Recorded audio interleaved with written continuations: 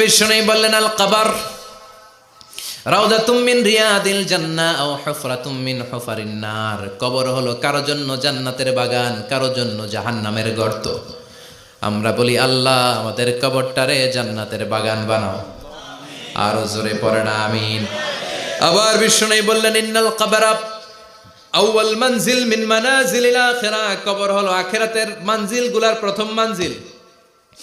আখিরাতে একটার পরে একটা অনেকগুলো স্টেশন আপনাকে পার হতে হবে। প্রথম স্টেশনটার নাম হলো কবর। প্রথম স্টেশনের নাম কি? এই কবর নামক স্টেশনে যদি আপনি মাফ পেয়ে যান, সামনের সব স্টেশনগুলোতে মাফের ব্যবস্থা করবে কে? আল্লাহ। আর কবর নামক স্টেশনে যদি ধরা খেয়ে যান, আপনার মায়ের আছে না নাই? লাশটাকে যখন রাখা হয়, লাশটা চিনে কে আমারে রাখলো, কে আমাকে ধৌত করলো, কে আমারে কাফন পড়ালো। এজন্য বিষ্ণুই বলেছেন মুমূর্ষের সামনে বসে বসে পড়ো লা ইলাহা ইল্লাল্লাহু মুহাম্মাদুর রাসূলুল্লাহ। লাকিনু মাউতাকুম লা ইলাহা ইল্লাল্লাহ। মুমূর্ষের সামনে দাঁড়িয়ে দাঁড়িয়ে পড়ো লা ইলাহা ইল্লাল্লাহ। এই লা ইলাহা হচ্ছে জীবিতদের জন্য কালিমা, আর আমরা মরার পরে এই জিকির করি, ঠিক কি না? আমাদের দেশের অনেক জায়গায় লাশ নিয়ে কবরে যাওয়ার সময় লা ইলাহা পড়ে না। না, এটা আগের জিকির, মরার আগের জিকির।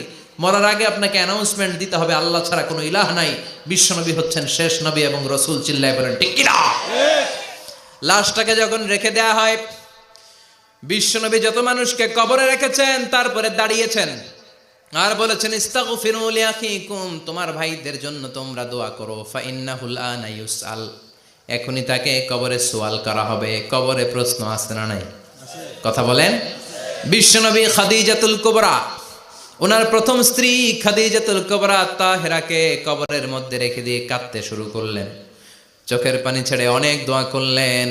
দোয়া শেষে সব সাহাবারা ঘরে ফিরে যায়, বিশ্বনবী যায় না। সাইয়েদনা আবু বকর বললেন ও নবী চলেন ঘরে যাই। অনেক তো দোয়া করলেন, বিশ্বনবী বললেন আবু বকর তুমি যাও, আমি যাব না। এইটা সাধারণ মহিলা না, এটা বিপদের দিনের সঙ্গিনী খাদিজা। মক্কায় যখন আমার কেউ ছিল না, খাদিজা আমারে ভুলে নাই।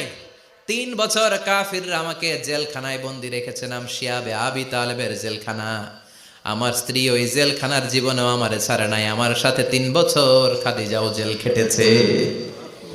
এই একটাই মহিলা, যেই মহিলাকে আল্লাহ আরশের উপর থেকে সালাম দিয়েছে, মহিলাটার নাম খাদিজা। আল্লাহু আকবার। আমার সব সন্তান আল্লাহ খাদিজার পেট থেকে দিয়েছে।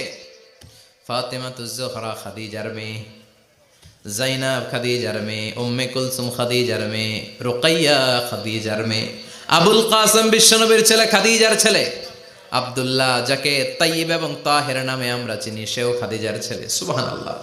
ও আবু বকর, আমার এই কলিজার টুকরা প্রিয়তমা খাদিজারে রেখে দিয়ে কেমনে বাসায় যায়? তুমি যাও, আমি দাঁড়িয়ে থাকবো।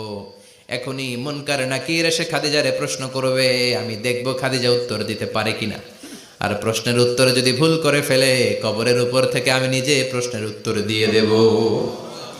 সাইয়েদনা জিবরাইল বললেন নবী আপনার আর দাঁড়িয়ে থাকার দরকার নাই, আবু বকরের সাথে ঘরে চলে যান। আল্লাহ জানিয়ে দিয়েছে খাদিজার কবরের প্রশ্নে যদি কোনো সমস্যা হয়, আরশের উপর থেকে খাদিজার প্রশ্নের জবাব আল্লাহ নিজে দিয়ে দিবে।